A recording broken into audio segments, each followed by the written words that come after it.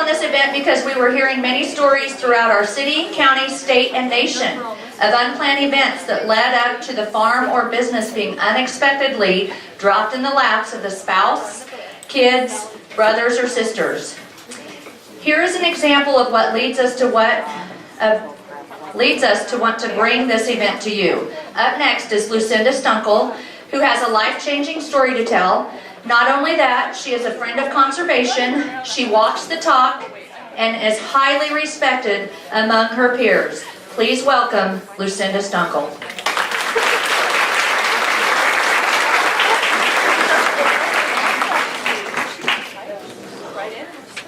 Thank you and good morning. Good morning.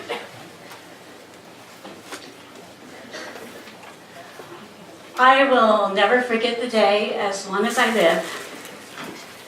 November 18th, 2010. I was volunteering at our Christian school.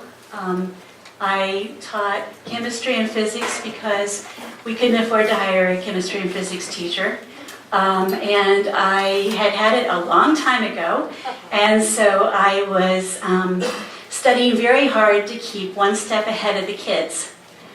I received a call from my sister-in-law, and she says, "You have to come home." So I did.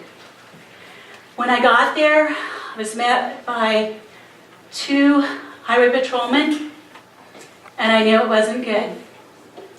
I thought, oh, something has happened to my brother-in-law. He and my husband were going on a trip to get a different pickup truck for him. And then I looked them in the eyes and they were crying, and I knew that they weren't just in the hospital. It was worse than that. In the blink of an eye, both of our farmers were gone. I had a farm, little kids, and no farmer. Life is full of choices. What did I want to do? I wanted to crawl into bed and pull the covers up over my head and die myself. That's how hard it was. My farmer was my best friend. But I had kids, I had cattle. That wasn't a choice. We had just finished harvesting the day before. Nothing was put away, nothing was cleaned up. A lot had to be done. What do we need to do to just survive? You don't think about the frivolous things, it's just what has to be done. How do I put one foot in front of the other? What do the kids need? And they needed a lot. They had lost their mother when they were in 1st, 3rd, and 5th grade. I was a second wife. I was a stepmother. They had been through so much already. When their mom died, their uncle, Kevin, became Dad Part 2. And they did everything together. Kevin was married and had 2 kids. They were in kindergarten and 4th grade. That was my new work crew. What did the livestock need? This was just before Thanksgiving. January 1st, I had 60 cows that were going to calve. I don't know about you, but that's a hard time of the year. I had previously thawed out a lot of popsicle calves, and it's possible to do. You immerse them in a bathtub of 100-degree Fahrenheit water, hold their nose out of the water until they come back to life. And I've been very successful in all but one in the years that we had been married. But now we needed more. Are the fences and water working? Without those, you don't have cattle. And do the crops need anything right now? And what needs to be fixed? And believe me, there was probably a lot. For one thing, we had hired a fencer, and he was supposed to start the next week. And we had planned, as soon as they got back, to start taking out 2 miles of fence to be ready for him. The way we were. Our guys were big and strong and honest and kind. They could rope a heifer and pull her over to the fence and help her deliver a calf. They could carry that calf from the barn to the house for me to thaw out. They could do all kinds of wonderful things. I'm not quite that strong. I'm not a very good cowboy. I still don't know how to rope anything. Also, I was busy with Grandma who had Alzheimer's who lived with us, and 2 of the kids still were suffering from some mental anguish from their mom having died when they were so young. So there was a lot to do. Oops. What helped? With Mary's help as my mentor, we had just completed the Kansas Rural Center Environmental Assessment Notebook, and that went through every part of the farm, and you ranked it according to how well you were doing, both in your family life and in the environment on the farm. That became my Bible of what to do next. One question in the notebook was, if you are ever unable to farm, and I gave them the example of, for example, you broke your leg and you're in a hospital in traction for a couple weeks, who do you want to farm your place? Note to self, don't say, if you were killed in an accident, who would you like to farm your farm? Do it a little bit more gently. You know, they can imagine breaking their leg and being in traction in the hospital, but it's kind of scary to imagine your demise. The answer to that told me who to hire or partner with to do our crops. Life insurance, our blessed life insurance carrier told the guys to take out life insurance on each other so that their widow, heaven forbid, could buy the other person out. And thankfully, they listened to him, because that gave us not only operating money, but money to do some capital improvements. I had been the farm bookkeeper, and so I knew who the guys had done business with, who to trust. And that's really important, because amazingly enough, I got this bill for $17,000 some dollars, and it was from a company I didn't recognize, that we had never done business with, and the whole time I had lived on the farm. And they insisted that I be paid now, and not only that, but they started calling me and harassing me to pay this bill. And I said, I am sorry, but we have never done business with you. If you would like to send an invoice and that checks out, I will be very happy to pay this bill. And furthermore, I am turning you into the Better Business Bureau, and they're going to take care of this. And never heard from them again. It was bogus. So pay attention to your bookkeeping if that's your job. But if it's not your job, then get into the books and find out who your farm does business with and whom you can trust. Having delivered lunch to the fields, I knew at least where every field was, and that's very important. I did let go of all of the rental property. I could not figure out how I could continue to rent it and sharecrop it with the farmer and, come out ahead on that. It's even worse today than it was back then. So I let all of our rental property go, which meant that we farmed half as much now. Then I told you about the existing fencing contract. What did not help? The trust that my husband had created had never been filled. the land, none of the land had been transferred into that trust. They always planned to do it when they had time. On the farm, when do you have extra time? That had not been done. It cost us over $80,000 in lawyers' fees, probate, and inheritance taxes to get that land transferred into the proper names now. Whatever you do, if you bother to create a trust, and that might be advisable, please transfer the property into it. It doesn't take that much time or that much more money at that time.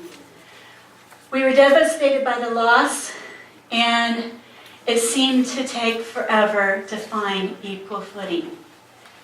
Sometimes now, years later, I still sometimes feel that way.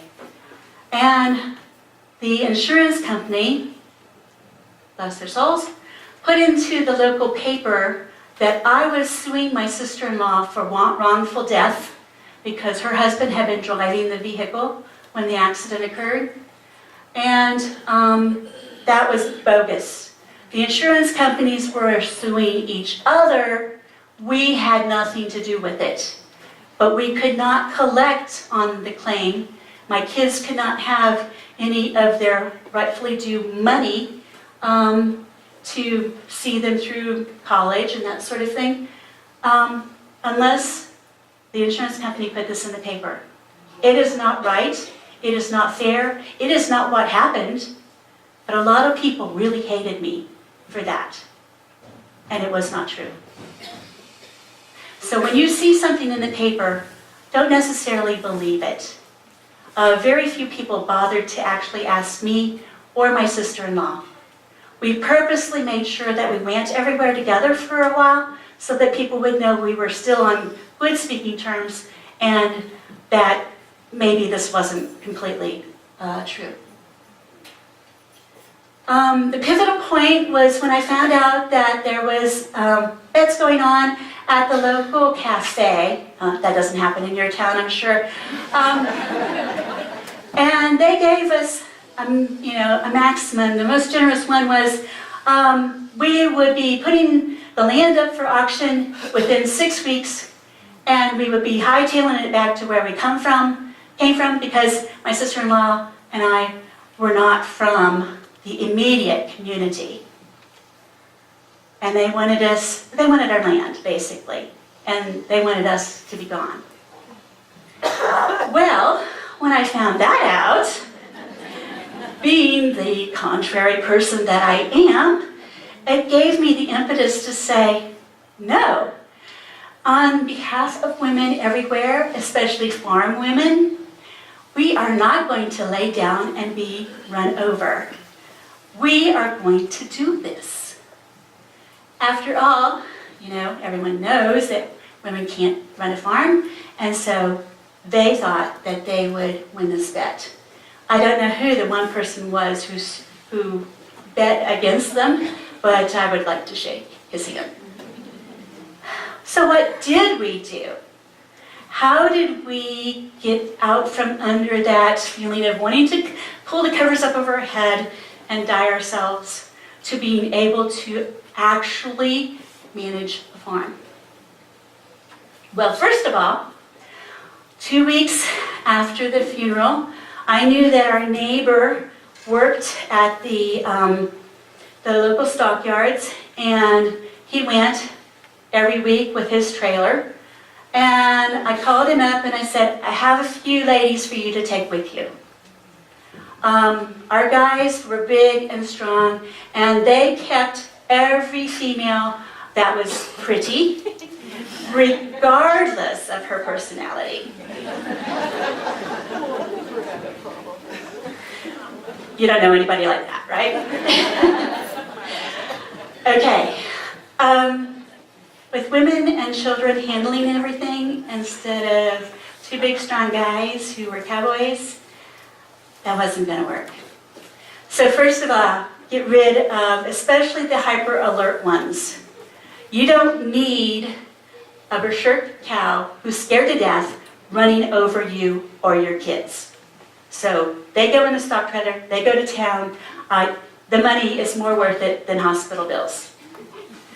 Any of them that are dangerous, any of them that looked at me cross-eyed, went.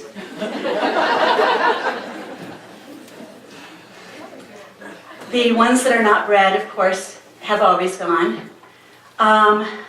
Saving them for later and hoping that they would be bred is not good because they're heifers. It can inherit that ability to not breed back. Any one that was poor in mothering, they're over here and their calf is over here, and you hardly ever see them together. They're gone.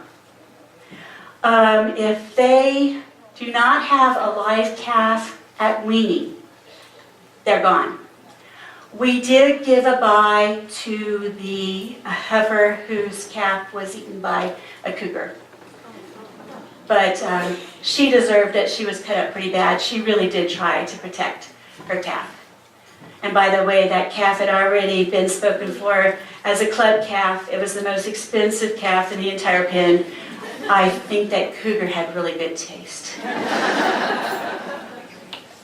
Anything with excessive flies, parasites, poor condition, they get to go too. That indicates poor digestion, poor,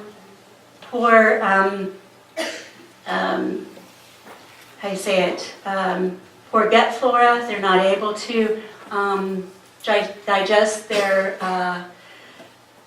forage well, and therefore they have excess in terms of entomology in their system. Okay, we did not have this at the time of the accident, but I did know that those 60 cows were going to start dropping calves January 1st, or at least that's what the calving book said. And there was no place to put them inside. There was no place to put a heifer or a cow to safely pull that calf. I realized the guys had done it the cowboy way, but I could not do that. This building, God bless some wonderful neighbors and friends, was put up before January 1st. They actually put insulated blankets on the ground so that they could the next day dig it up for the foundation. The story behind that is that the individuals who put up this pool building had actually benefited from Grandpa and his 5 brothers who took care of his farm when his dad died when he was in junior high. They farmed for them for free until he got out of high school and could farm himself. He knew what it was like. He was going to make sure that we would do okay. Here's my crew in the front row. The green t-shirt and the green cap was in the 4th grade when this all took place. This is a year and a half later at one of our farm tours. And his brother was in kindergarten, the one in the white shirt and the tan cap. And that was my work crew, my nephews. And the tall one in the middle was a friend of my son's. And he came out to visit my son and ended up going out to check the cattle with me. And Cody in the middle there ended up being my right-hand man for the next 6 years while he was in high school and college. He's gone on to be one who takes care of calving cows for a big producer now. And I'm just so proud of him. This building is wonderful. We use it all the time. You can see the reinforcements on the box stalls in the back. When it was built, I did not plan to house 4 bulls in here one winter, but we did. They survived, I survived, it was okay. I do wish that we had allowed more room in the haymow. that the sidewalls of the hay mound need to be taller so we could store more hay and straw up there. I did not plan on using it year-round. I was only going to be using it for a month and a half in the wintertime. Once the neighbors found out I had this facility, they would bring over their ill and ailing and damaged animals, and they would say, they're yours if you can nurse them back to health. So we ended up using it a lot more than we had really planned. This is the inspiration for our box stalls. It's a calving pin, and Mary showed me a picture of this. Actually, she sketched it out on the back of an envelope, and that became the major design plan. There are 4 box stalls, 1 in each corner, that are 12 by 12. 2 of those box stalls have a head gate. And everybody said, 2 head gates? Are you crazy? We've used them both quite a few times.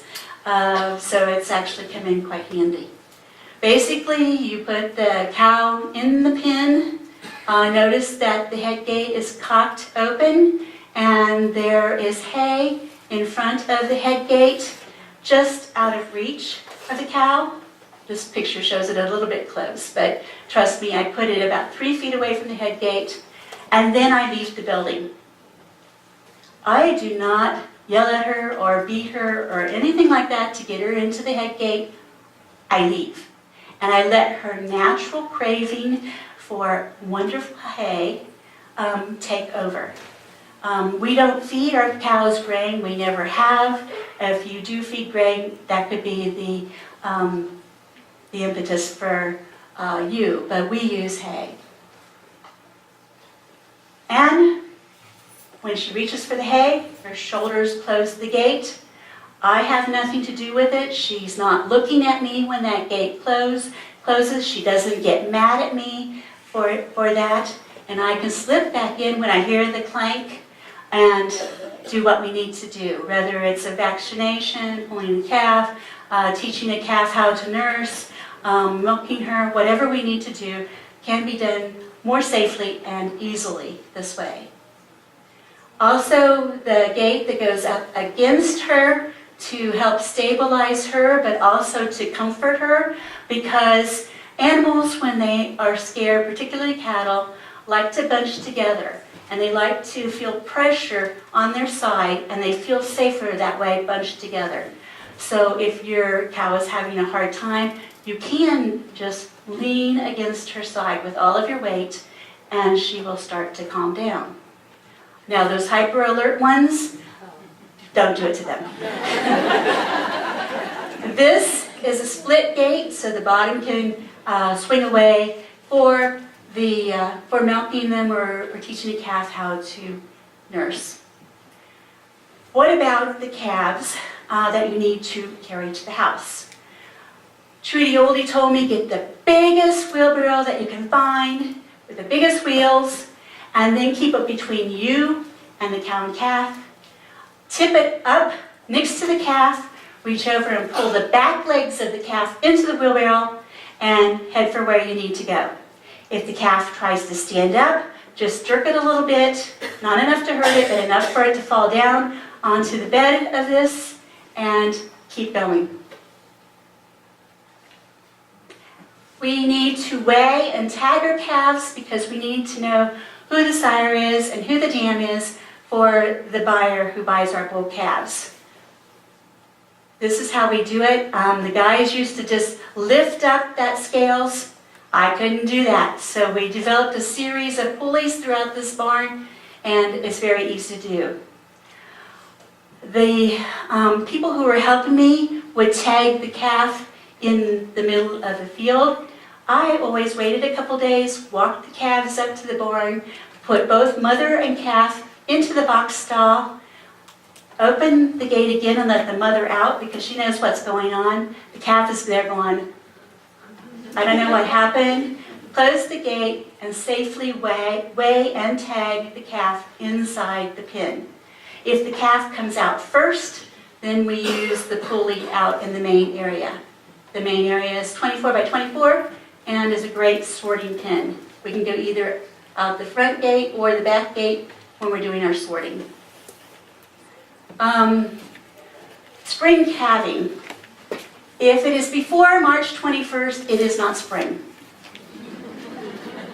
Just telling you. The spring herd now calves in April and May. The fall herd calves in September, October. It's a much better time. I don't know about you, but would you like to deliver your baby in January outside? I wouldn't. Okay. Good reason that it's safer is that the coyotes have something else to eat, like rabbits, during this time frame, and they don't bother us as much. And our calves calve on native grass or on rye, and they do not have respiratory problems anymore. We have not had to treat for respiratory problems since we started this. Also, if you feed roughage from dusk to dawn, that means hay, you don't have to worry about them calving during the night because their hormones to start the calving process, the birthing process, do not restart until 12 hours after that first bite of hay. The research says that 86% of them will then calve during daylight hours. Our personal farm has a 96% rate of calving during the day. Is it easier to catch any problems when it's daylight and you can actually see them? Yes. And not only that, but since the cougar incident, I do not check them at night. And we have easy calving cows. It's been in our genetics for a long time. I check them maybe once every day or two for calving. And how do we get them to know when to come in? Well, it's sort of like a cruise ship buffet line. People are lined up, ready to come in. Here they are way before dusk, and they're ready to come in to get that hay. We don't have to bring them in. They bring themselves in. And if somebody doesn't come in, then I go check for a new baby calf. And we plant the sacrifice lot, commonly called dry lots, which sometimes of the year are not dry. I plant to crabgrass and to dandelions and to orchard grass. And the roots of the crabgrass are 3 foot deep and 3 foot wide, and that gives you a lot more soil structure so your cows are not bogged down in mud all the time. And I put U-shaped driveways into every place.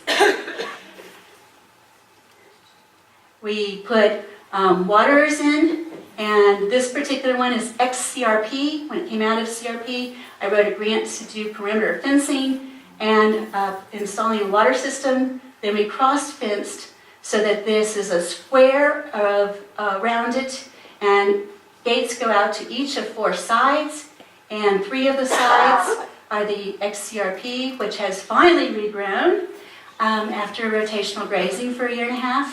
And the other side is a crop field where we put cover crops on a regular basis. And we no longer have weeds on our farm because weeds are very nutritious and they have better nutrition than brome or alfalfa.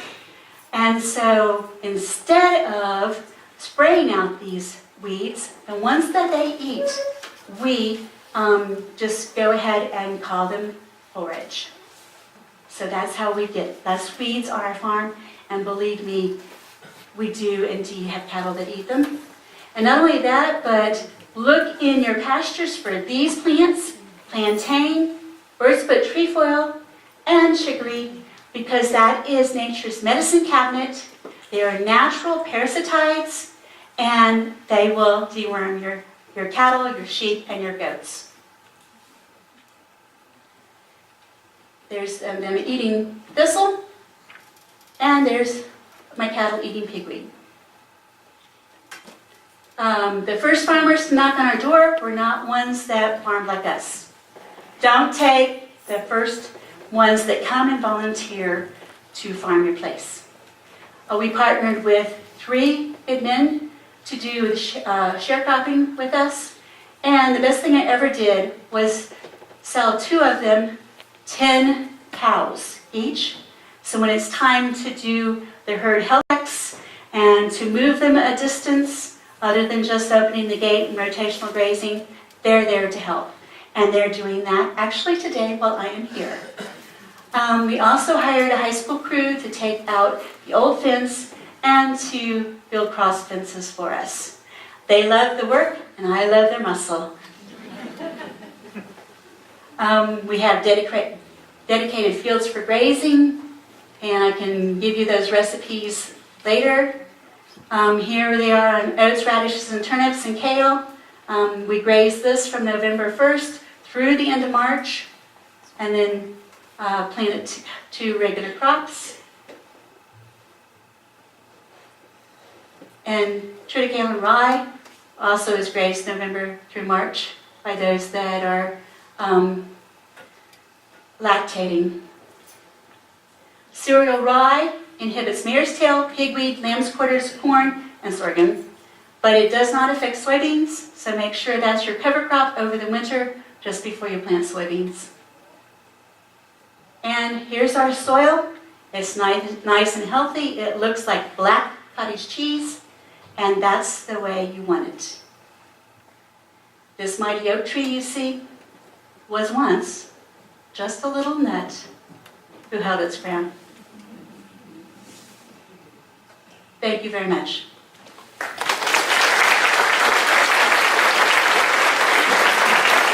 Thank you, Lucinda. That was very good. She had a very powerful story.